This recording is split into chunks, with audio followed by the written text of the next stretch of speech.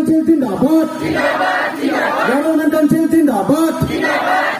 Khasi Students Union Zindabad. Khasi Student Union Zindabad. Government Council Zindabad. Amak জলবিদ্যুৎ প্রকল্প না লাগে জলবিদ্যুৎ প্রকল্প না লাগে নদী বানাবার না লাগে আমার দাবি মানিবই লাগিব আমার দাবি ন্যায্য দাবি আমার দাবি মানিবই লাগিব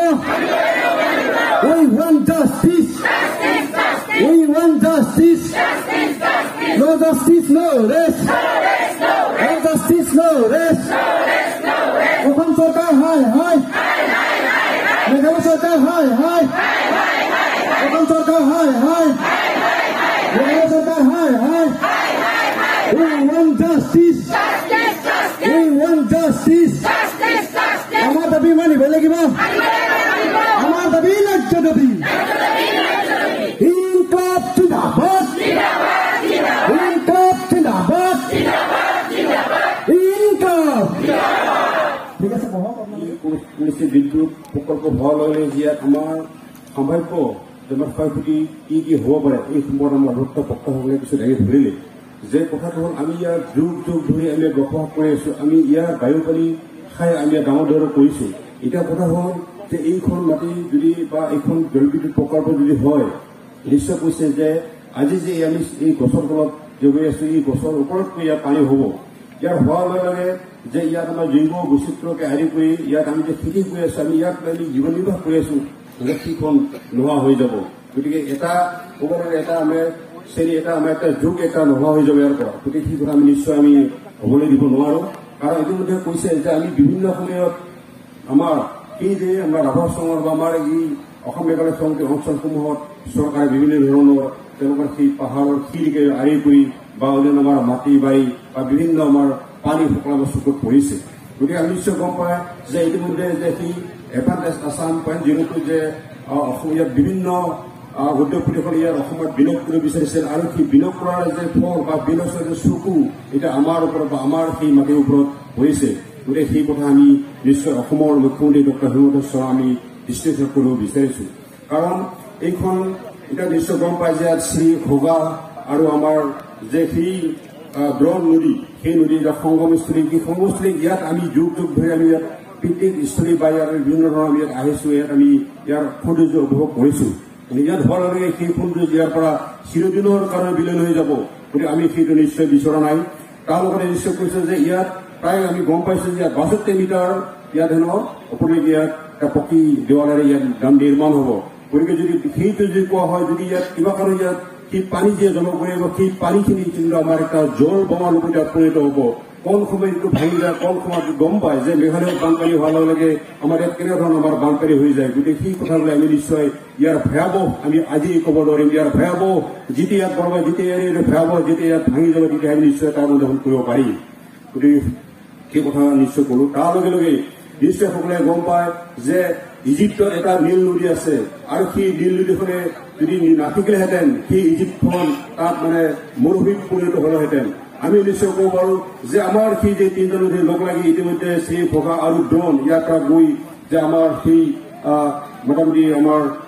কামৰূপ জিলাৰ পৰা নিউৰে গৈ ব্ৰহ্মপুত্ৰত পৰিছে গতিকে এইখন নদীৰ বা এইখন যদি নাথাকিলে কোনখিনি যদি নহ'লেহেঁতেন তেনেহ'লে এইখন হয়তো ক'লে আমি যে ক'ব পাৰিম যে কোনখিনি নদীখনেই হ'ল আমাৰ কামৰূপৰ এটা দান গতিকে সেই দান ইয়াত চিৰজনৰ কাৰণে ইয়াত বিঘ্নিত কৰিব বিচাৰিছে তাক আমি দেখিলো ছাত্ৰ সন্থাই আমি কিছু ধিক্কাৰ দিছো ইয়াত তেখেতসকলে কৈছে যে 10খন গাঁও ইয়াৰ পৰা স্থানান্তৰিত কৰিব আমি আজি ইয়াত ঠাইখিনিত আহি আমি যিটো দেখিছো যে ইয়াত 10খন গাঁও নহয় তো ভাবিছো 25খনমান গাঁও পানীত ডুব যাব আমি যিটো এলেকাত আজি প্ৰতিবাদী সভাখন কৰিছো ইয়াৰ জলপৃষ্ঠ এই চিগুনকেইডালতকৈ ওপৰত যাব গতিকে ৰাইজ সময় থাকোঁতে যদি ইয়াত প্ৰতিৰোধ ব্যৱস্থা গঢ়ি তোলা নাযায় সেইখিনি ভেটি মাটি উচন কৰি ইয়াত জলবিদ্যুৎ প্ৰকল্প বনাব খুজিছে সেইটো আমি প্ৰথমতে চৰকাৰক আমি এই বান যি ব্যৱস্থা সেইটো বান্ধৰ ব্যৱস্থা বন্ধ কৰিবৰ বাবে ইয়াৰে আমি আহ্বান জনাইছো চৰকাৰে চিটি গঠন কৰিবৰ নামত আমাৰ মানুহ গাঁও এৰিব লাগিব কোনোবা জলবিদ্যুৎ প্ৰকল্প প্ৰতিষ্ঠান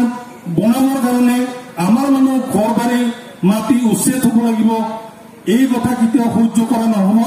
সেইকাৰণে সময় ৰাইজে ইয়াক সময় থাকোঁতে মাৰ বান্ধি থিয় হৈ এই প্ৰকল্পটো বন্ধ কৰাৰ কাৰণে মই সকলোকে আহ্বান জনাই ঠাই হিচাপে ব্যৱহাৰ কৰে আমি বসবাস কৰি থকা অঞ্চলবিলাকক তেওঁলোকে বেছিকে বাছি লয় আমাৰ মানুহখনক সহজতে আমি উচ্ছেদ কৰাব পাৰে আমাৰ মানুহখিনিক সহজতে উচ্ছেদ কৰাই লৈ এনেধৰণৰ চৰকাৰী প্ৰজেক্টবিলাক বনায় গতিকে শ্ৰদ্ধা ৰাইজ আমি প্ৰথম পৰ্যায়তে আমি আজি প্ৰতিবাদী সভা আৰম্ভ কৰিছো ইয়াৰ পিছত বৃহৎ সভা পাতি আমি কৈছে ইতিমধ্যে হাজাৰ হাজাৰ মানুহ লাখ মানুহ ওলাই আমি প্ৰতিবাদ কৰিব লাগিব আৰু জলবিদ্যুৎ যিটো প্ৰকল্প এই প্ৰকল্পটো বন্ধ কৰিব লাগিব তেতিয়াহ'লেহে আমি যেনেধৰণে আছো আমাৰ যি জৈৱ বিচিত্ৰ আমাৰ যেনেধৰণে আমি আগতে আছিলো হাজাৰ হাজাৰ শ বছৰ ধৰি আমি ইয়াতে বসবাস কৰি আছিলো তেনেধৰণে যদি আমি বসবাস কৰি থাকিব বিচাৰো আমি ভাই ককাই হিচাপে বিভিন্ন জাতি জনগোষ্ঠীৰ মাজত দি মিলাপ্ৰীতিৰে আমি বসবাস কৰি ইয়াতে কণ্ঠখেৰ আমি যে পৰিয়ালসমূহক চলাই আছো ঠিক তেনেদৰে আমি চলাব পাৰিম যদিহে আমি এই জলবিদ্যুৎ প্ৰকল্পটো হ'ব দিওঁ তেতিয়াহ'লে আমাৰ যিটো আৰ্থিক অৱস্থা একেবাৰে দুৰ্বল হৈ যাব আপোনালোকে জানে পানী বাঢ়াৰ লগে লগে সৰু সৰু নদীবিলাকত যদি আমি খেতি কৰি আছো খেতি পথাৰবিলাকত পানী নোপোৱা হ'ব যেতিয়া পানী বেছি পৰিব তেতিয়া পানীটো যেতিয়া এৰি দিব তেতিয়া বানপানী গল পানী আহিব আৰু গল পানী আহিলে আপোনালোকে জানে ইতিমধ্যে কৈছে কমগিৰি জলবিদ্যুৎ মহানদী জলবিদ্যুৎ প্ৰকল্পৰ পৰা পানী এৰি দিয়াৰ লগে লগে আজি লখিমপুৰৰ অৱস্থা কি হাঁহৰ অৱস্থা মানুহবিলাকৰ ঘৰ দুৱাৰ গৰু গাহৰি আদি জীৱ জন্তু আদি চব উঠুৱাই লৈ গ'ল ঘৰ বাৰী চব ভাঙি গ'ল মানুহবিলাকৰ হাঁহৰ অৱস্থা হৈছিল ঠিক তেনেকে আমাৰ ইয়াত নহ'ব জলবিদ্যুৎ প্ৰকল্প হৈ যোৱাৰ লগে লগে পানী বেছি যেতিয়া হ'ব ওপৰত তেতিয়া তেওঁলোকে পানী এৰি দিব কোনো ধৰণৰ ৰাইজক সুবিধা নিদিব মানুহখিনিক পলাবৰ কাৰণে বা মানুহখিনিক বস্তু বাহিনী আঁতৰাবৰ কাৰণে কোনো ধৰণৰ সুবিধাবিলাক নিদিব তেওঁলোকৰ সুবিধা মতে জলবিদ্যুৎ ভাঙি নাযায় তাৰ কাৰণে ব্যৱস্থা কৰিব তেওঁলোকৰ বান্ধবিলাক এৰি দিব এটাকে এৰি দিয়াৰ ফলত আমাৰ বহুত ক্ষতি হ'ব গতিকে শ্ৰদ্ধা ৰাইজ আজি যি প্ৰতিবাদী সভা এই প্ৰতিবাদী সভাত আপোনালোকে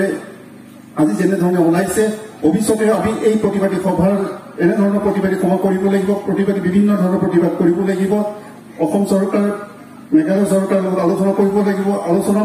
তেওঁলোকে যদি বন্ধ কৰিব নোখোজে তেতিয়াহ'লে বৃহৎ সভা পাতি আমি লাখ লাখ মানুহ ওলাই প্ৰতিবাদ কৰিব লাগিব তেতিয়াহ'লে আমি বন্ধ কৰিব পাৰিম গতিকে বিশেষ নকওঁ ইতিমধ্যে বহুত বক্তাই বক্তব্য পঠাইছে আমাৰ আজি সভাত যিমানবিলাক জাতীয় সংগঠন উপস্থিত আছে এই জাতীয় সংগঠনখিনি একত্ৰিত হৈ আমি পৰৱৰ্তী যি আন্দোলন কাৰ্যসূচী হ'ব তাত আলাপ আলোচনা হ'ব সকলো আলাপ আলোচনাত এই সংগঠনখিনিয়ে আগভাগ ল'ব আৰু এই আন্দোলনটোক আগবঢ়াই লৈ যোৱাৰ কাৰণে মোৰ ফালৰ পৰা অনুৰোধ জনাইছো গতিকে আমি স্বচ্ছলসূচী দাবী সমিতিৰ পৰা আপোনালোকৰ লগত আহি যি এই আন্দোলনখনত সহযোগিতা কৰিব পাৰিলো উদ্যোক্তাসকলক আহ্বান কৰাৰ কাৰণে মই ধন্যবাদ আৰু কৃতজ্ঞতা জনাইছো।